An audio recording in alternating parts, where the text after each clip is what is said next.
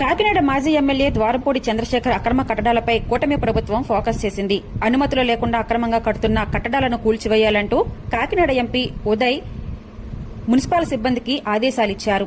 Municipal సిబ్బంది కూల్చివేత ప్రారంభించే సమయానికి ఘటనా స్థలానికి చేరుకున్న మాజీ ఎమ్మెల్యే ద్వారంపూడి చంద్రశేఖర్ కూల్చివేతను అడ్డుకునేందుకు ప్రయత్నించారు. పోలీస్ సిబ్బంది చంద్రశేఖర్ ను ఆపేందుకు ప్రయత్నించడంతో ఒకసారిగా ఉద్రిక్త వాతావరణం చోటు చేసుకుంది.